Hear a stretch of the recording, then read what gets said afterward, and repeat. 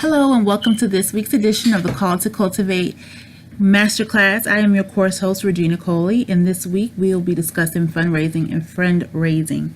The reason that I have these two topics both titled for this week is that they go hand in hand. You cannot fundraise without first making a friend and introducing that friend to your organization.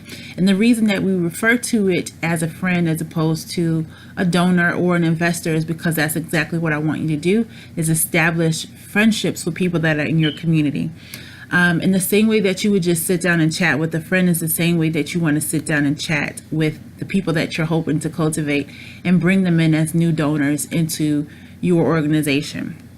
For the life of me, I couldn't figure out how these larger nonprofits were able to bring in a lot of the grant money that they did. But until I applied for and received my own grant, and one time even attracted a grant that I didn't apply for, I realized some of the the language and the lingo that fundraisers are looking for and donors are looking for, and the causes that they want to support. So there are a lot of people out in your community that want to support youth development programs and just want to support in general children in the community, and they understand that these children are going to be the next generation. So people are wanting to invest in children each and every day. Parents want to invest in children because they realize that they do have to grow up and they will one day take on jobs, and those jobs and their responsibilities will help to contribute, more to society. And so I think that all in all, just having an organization that supports children is already a benefit. But what you need to explain to the people that you want to receive money from is how you are making an impact or a difference in these children's lives. And so you don't want to get to the point where you're trying to do way too much or feel like I don't have the statistics and I'm not tracking the data that some larger organizations do. You can get to that in time. The first place that you want to start out is how I started out, and that's going to similar nonprofit websites that are similar in nature to yours, but not exactly. So you want to find organizations that are already supporting youth, and if they have a page that says sponsorships or partners, they tend to list the logos of organizations, corporations, people that are already supporting the work that they're doing. And that's the page that you want to find on their website. Once you do that, you want to open up either a Microsoft Word document or an Excel document, and you just want to keep track of people who are already given to children in your community. So when I started to do this, I started to notice that there were organizations like UPS or Georgia Power or Georgia Pacific. They were already giving monies to organizations that serve youth in the community. This lets me know that that organization or that corporation has a charitable arm and they are able or capable of donating money. You don't need to know how much, you just need to know that they can. So you want to keep track of all the corporations in one list. How will you find out who are the individuals who've given? Each nonprofit, and I don't want to say each, most nonprofits, at the end of the year, they put together an annual report. The annual report lets you know who has given to that organization, whether that's people, whether that's other companies, whether that's corporations, and that's who you need to know and keep track of as well. Who is individually giving and at what levels are they giving to similar organizations? That doesn't mean that they're going to give to yours, but they could be in the market for looking for another organization to support. But that's up to you to do your job and make sure that you cultivate those relationships and explain more about what you're doing in the hopes that they can give you something, right? So once you have this list, all these people are called prospects, and what you're doing is called donor prospecting. A lot of major nonprofit organizations do this with donor prospecting systems. So you have systems like Wealth Engine that'll cost you about $3,000 annually if you want to make that type of investment. By all means, go ahead. You can type in, once you get these people's information, like just their name and maybe their geographic location, you put their name and information inside your donor prospecting system. It will tell you whether or not these people have real estate properties, if they own any other businesses, if they sit on the boards of other businesses, how much to go in and ask them for based off of a number of factors that the donor prospecting system has already done pretty much the work for you. You can look at their profile and see, okay, if you're going to ask Betty Smith for any kind of money, Betty Smith has a type of income and annual revenue that you can ask her for $10,000 because she's got that kind of money to invest. And you see that she's given that type of money to 5 other organizations in your local area, then you know that you don't want to come in and ask Betty Smith for $25 because you're not really asking her the maximum capacity of money that she can really donate. And so that information is important to know as well, because you don't want to kind of lowball your ask. When you do come in and visit a person who's a multimillionaire, you can ask for $50, you can ask for $100, but if they have the capacity to give you $50,000, why would you ask for $50, right? So you want to know how much, where you should kind of target your ask once you have these prospects in place. So if you are keeping track of all this, either in a table in Microsoft Word, or you're opening up a spreadsheet in Microsoft Excel, you want to keep track of who these people are, their contact information, if you were able to find their physical mailing address or telephone number, email address. You want to also start to keep track of things that will be important for you to know, like, are they alumni of a particular college? Where do their kids go to school? Where do they worship? Where do they go to church? What businesses do they have that would be beneficial to know that, okay, that's the owner of that company, or they sit on the board for this organization? Because all this information is going to help you in your introductory conversation. As we were talking about friend raising, you need to know a little bit about your friends, right? So you need to know a little bit about the people that you want to prospect from.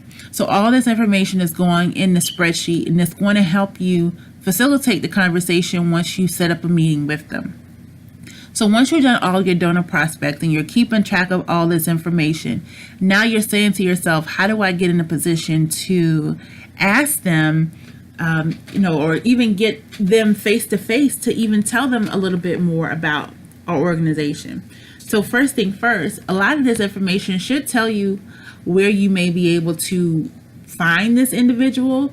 Like, for example, if you see that their kids are all kind of going to the same private school in the area, if you go to that private school's event, that you're likely going to run into them. So this kind of helps you be in the right place at the right time to connect with the people that you want to connect with. Or you may see, wow, we all went to the same college. Maybe they're part of the alumni organization. And if you consider joining it or coming out to the events, you may run into them there as well. So you got to look at the information, because the information is going to leave you some clues. Those clues will help you to get in front of the right people. Okay. So there are a number of ways that you can now get in front of these people. But before I get to that, I do want to let you know, inside the tools and resources section of this week, you're going to see a list of websites that are available for you for prospect research. So you can just open up Google, you can type in the person's name, and you can look for as much information as possible. But there are some more very specific websites that will give you a little bit more information into what you need to know about these individuals. And we have a couple of donor prospecting systems that we use that I highly recommend. So you want to go and check out that list, print it out, because it's going to be very helpful to you as you begin your donor prospecting research. Okay. So what do you do now is you want to try to arrange a meeting with these people. What I have done is created postcards inviting individuals out for coffee, because I think that most executives or most leaders or most people who really, really care about causes in the community don't just want you to automatically send them a letter asking them for money. They want to get to know you, and they need to see your face, and they need to hear how passionate you are about the work that you're doing. And then typically they want to hear that from the person that's working very closely to the cause that you're asking them to support. So you want to send a letter in advance, just inviting them out to coffee, inviting the person out to lunch. You do what works with your individual budget. Coffee is just cheaper, it's quick, it's non-invasive. It's something where if I just want to get to know you and see if I even like you, I can go to coffee. And if I don't, then I can kind of walk away from it and no feelings are hurt. But if I do, then I can engage further with you if I decide. So think about it from your donor's perspective, or if somebody came up and asked you for money, You're not just going to whip out your checkbook because the person asked. You need to know more about them, right? And you need to know whether or not that's a sound investment for you, and if that's something that you even want to support. So always think about it from your own perspective. If somebody is coming to you and asking you to take money out of your personal checking account, how would you want to be approached? And keeping that in mind, I think that you'll approach the situation a little bit differently, right? So send them a letter. Let them know that you're going to be giving them a phone call soon to set up the meeting. Tell them what you would like to discuss. So you want to say, hey, I'm the executive director at Leading Ladies of Legacy. I want to let you know about the girls that are in our community and their needs. And I just want to just get a little bit more information about you, to learn more about you and the work that you're doing. So kind of put that information or that charge back on them to just say, I don't want you to just come out and listen to me, but I want to learn more about you as well. Tell them about the work of your organization and how he or she can support it. And you want to be very specific in your letter and letting them know that you are going to be asking for support, but you don't want to actually ask for support in the letter. But you do want to let them know that that's where you're going with this, because people don't like to beat around the bush. You're like, what do you ask me? What do you want? Why do I know that you're worth my time? Okay, they want me to support this program. Okay, either you're in the market for it or you're not. So just be honest with them. Then you want to follow back up with an actual phone call and let them know, hey, we're trying to fund our mentoring program from the year, and I'd like to talk to you about supporting this effort. So you do want to let them know where you got their name, why you think that your organization might be of interest to them, really sum it up what you stand for. Then after the call, you want to just email a confirmation to them with the purpose of the meeting, the time and the location, and who is going to be there. So if you may have somebody on your team, you as the founder, you may want to be there, but if you have somebody else that you're working in close relationship with, or if it's like your aunt said, oh, I know 3 people at the church that would be great for this, then you want to have your aunt there for the meeting as well to kind of help facilitate the conversation. So just let them know who's going to be there. It doesn't need to be surprises that it's you and 3 other people when you were the only person who invited them out, because that's just going to be strange on their end. Like, who is this group of people? I've just been in contact with you. So be very specific. Make sure that you follow up with that email for them. And so now you want to start to put together, what are you putting together for the meeting? So you do need to have a folder. You do want to present yourself as being very professional. So you want to have your organization's brochure if you have one. If you don't have one, I need you to make one. This isn't something that needs to be overly thought out. You don't need 100 of them. Just go into your Microsoft Word, make a brochure, print that one out for this specific meeting or any upcoming meetings that you have. And then later on, if you can invest in getting something more professional done, you can do that. But just for the purposes of this meeting, you do want to have something that's a nice trifold brochure that they can take back to their people or take back to their spouse if they're saying, let's look into this organization. You just want to have some paper for them to take back to whomever, or to have them just be able to look it over in their own spare time if they're considering it, right? If you have an annual report, now if you're a new organization, you may not have an annual report, but if you've been in business for a while, your annual report can show more information about the impact that your organization has had that year, how many people you all served, where you all have done work, just kind of like a summary of your events and workshops and seminars or classes, meetings, all the kind of things that you've done throughout the year that will help a donor be able to support you. And it's a great way for you to list people who have supported your organization in the past. Then you want to put together a case statement. So that's 2 to 5 page document just outlining the request. So you're giving them your organization's history and the mission. Again, if you're just founding this organization, it would just have your mission statement. You want to list in there your clientele and their needs. So we serve girls of color in grades 3 through 12. So I would list more information about why girls of color in grades 3 through 12 need leadership and character development, and why specifically we chose to serve girls of color, and why specifically we chose to serve girls in grades 3 through 12. All of that has meaning behind it. So that's kind of when you're going into all of that information inside of your case statement. Then you want to list the current goals. What are you hoping to accomplish? So this year we want to serve 500 girls in our various partner sites in Georgia and in Alabama. So those are goals. We want to make sure that by the end of this school year, which will be May of whatever year or what specific quarter you're trying to reach your goal by. We want to have X number of girls, we want to have X number of mentors, and we need to have X number of dollars raised.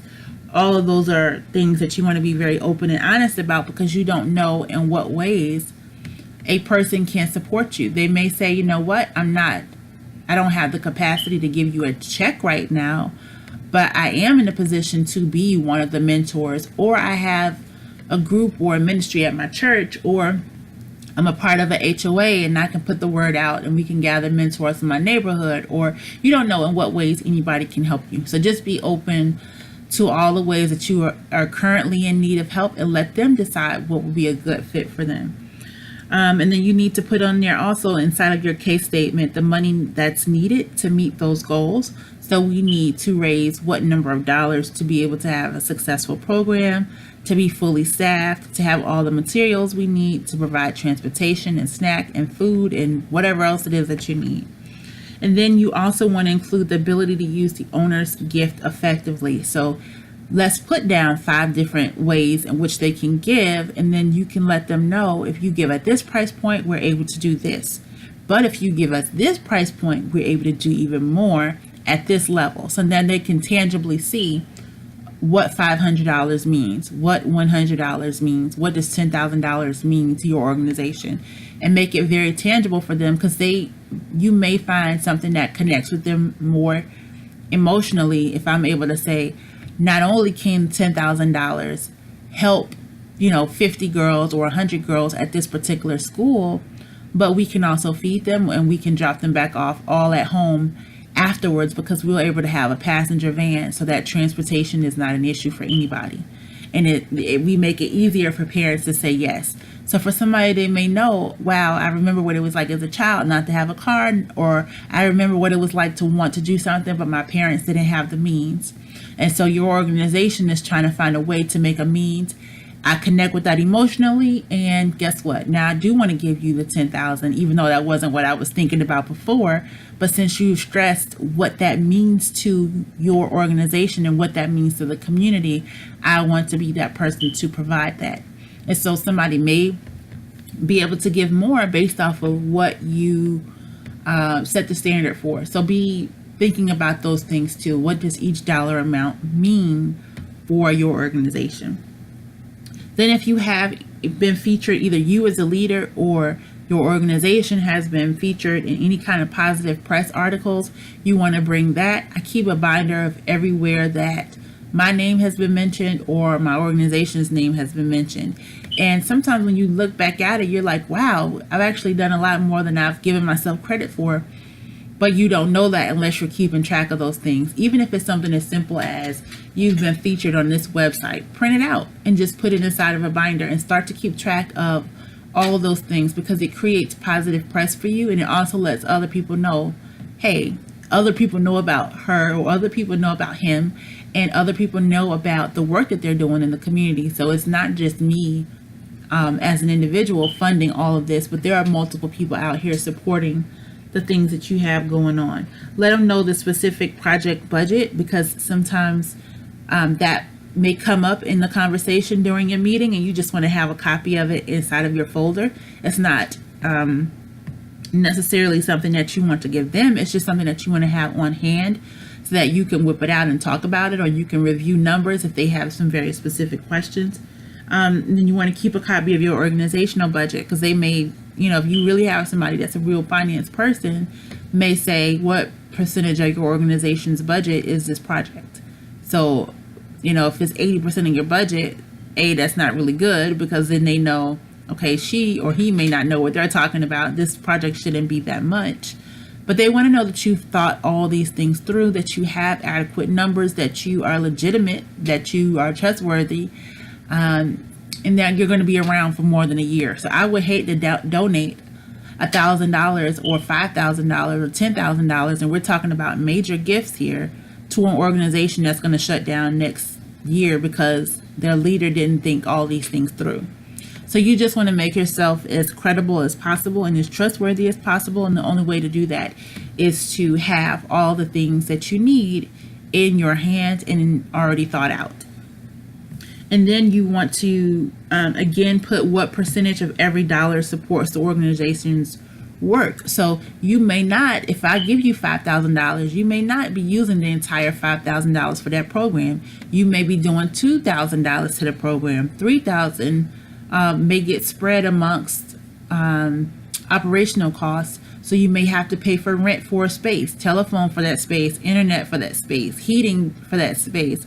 You may need to use a portion of it for marketing materials. So you need to be honest with them and say, okay, out of your gift, 90% of it is going to program, 10% of it needs to go towards operational cost, because they may say, they may be giving you a gift, but they may have some very specific attributes to it, like, I only want my money to go directly towards the young people in your program. Or they may say, that's fine, a portion of it can go towards operational costs, but I want majority of it to go towards the program. So some people are very specific in that, and that's okay because it's their money. So you just want to include that information so that, again, it's a part of the transparency and they know kind of what to expect.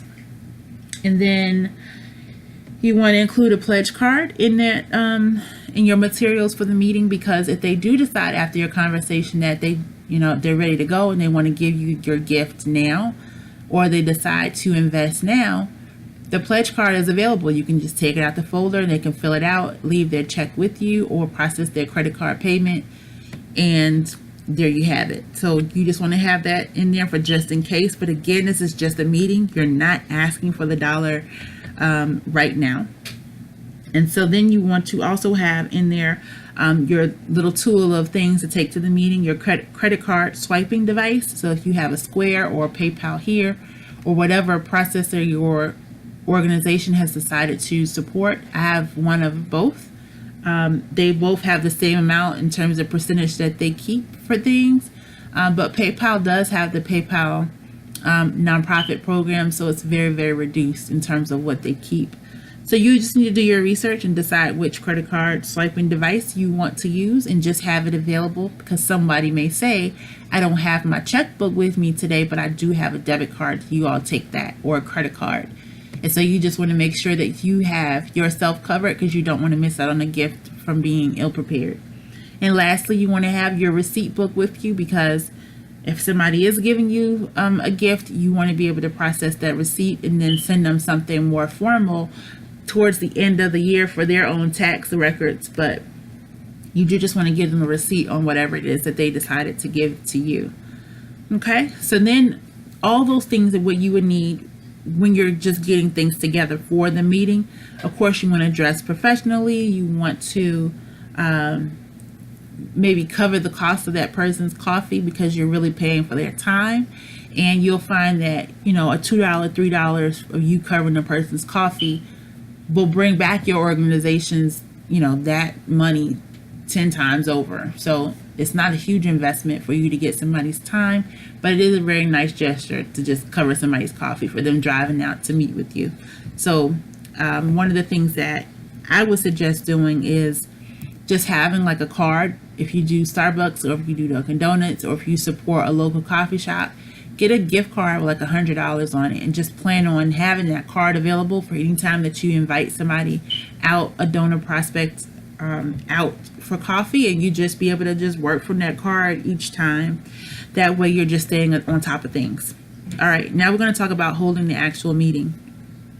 So one of the things that I've asked when I get in front of people is that most people are already passionate about education. They're passionate about children. So I ask them, what do you think are the most important components of a child's education? And so as we start that conversation, it allows them to think, but it also helps to reveal what's most important to them regarding a child's education. And for me, it's not just about academics. It's what else do you provide children aside from math and reading and lunch and PE, because it needs to be a wholesome experience, which right now not all schools are, which is my segue into why I have my own youth development program, because it's filling a gap in children's education. So just speaking to them, I get to hear what's important to them, but it also allows me a nice segue into why our organization exists and why we've chosen the specific topics that we've chosen in our organization, because it's not currently something that is a part of most children's education, especially in the public school system. So thinking about that, you can talk to them, you can ask them, what other organizations do you support? Now, mind you, you know all of this information because you've done your research on them. So you don't want to be like a crazy person and say, oh, I know last year that you gave $1,000 to da-da-da-da-da. And most people know that you have done your research on them, but don't do it to the point where it's like, that's a little creepy. You know a lot of way too much about me. Let them tell you some things in the conversation as well. So ask them, because also not all of their gifts may have shown up in your research, and you may find out about another organization that they're supporting that was not a part of your notes. So asking these kind of questions, you are going to take notes after the meeting is over, and you can go back and add all these additional details to this person's research file. So now you just want to share some of your stories and your experiences with working with the organization, or just your stories and experiences in general that led to the founding of this organization. And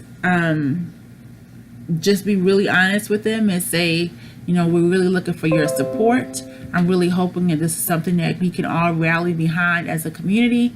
And, you would talk to them about it again in the future, and leave your meeting with that. Thank you so much for your time. It's been a pleasure. I've enjoyed hearing more about you and learning about you. I hope that you've enjoyed learning about me as well. I'm really looking forward to us working together in the future. You want to just end it on a positive note, be optimistic about it, and leave that door open to say, I am looking forward to working with you in the future, because you're going to send them more information about how they can work together with you in the future. It's just like walking up a staircase. You're not going to get to the asking them for their money until you get to the top of the stairwell.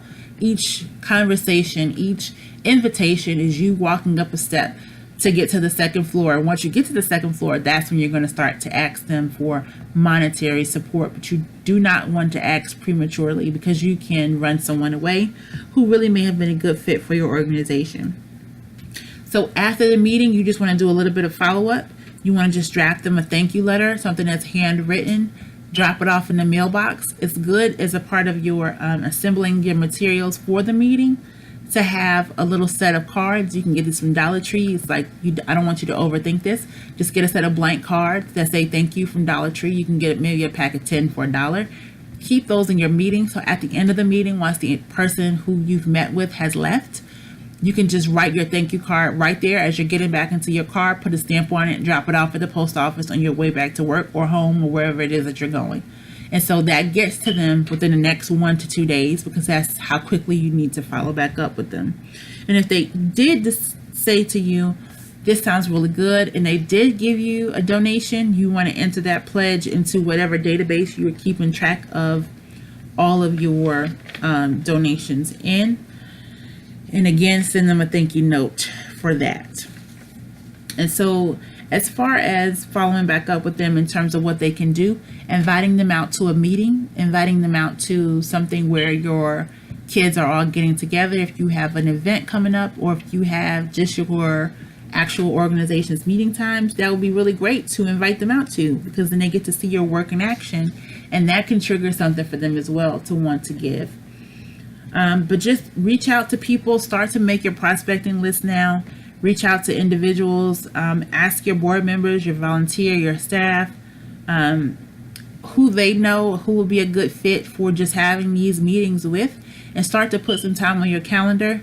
I would also invest in either using Google Calendars or some kind of calendar management system, so that you can start to keep track of the meetings, who you're meeting with, and where you are meeting with them. And you just want to spend like a good month or two in the beginning doing this to just build up your base of people who know about you and who know about your organization. And then when the time comes and you have a solid, some solid leads to ask for donations to support the work that you're doing. So as usual, if you have any questions, I'm always available by email, regina@reginacoley.com, or you can drop your comments below on this week's assignments. All the resources that you need are going to be available to you in the tools and resources section underneath this audio file. And this week, I want you to upload a copy of some of the materials that you're putting together for your meetings, or you may already be drafting a list of people in your community that you want to support. So I want you to upload that as your assignment for this week so that I can see that you're taking steps in the right direction. Remember, this course is not just about listening to me and saying, "Ooh, that sounds really good," or "Ooh, that's something that I want to do in the future." I want you to take action now, because if you're focused on this now while you're doing things, when your level of focus is very high, you have a higher success rate of finishing and accomplishing your goals for the week. So while you are sitting here right now, open up your Excel file, open up your Microsoft Word file, start to Google some of the organizations in your neighborhood and get started with your prospecting.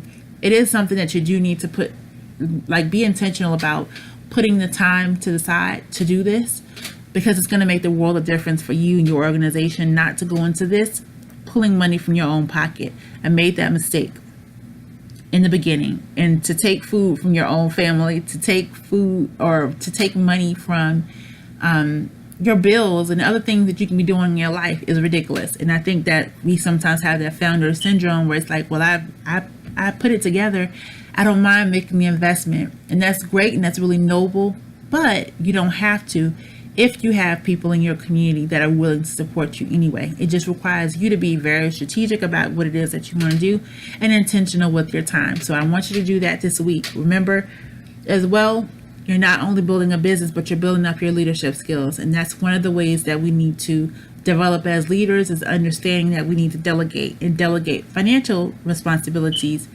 as well. So again, if there is any way that I can help you specifically with your organization and the things that you want to do, reach out to me. I don't mind answering any questions that you may have.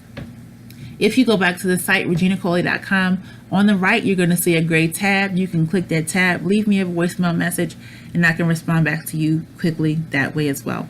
Take care, have a blessed week, and I'll see you in next week's class.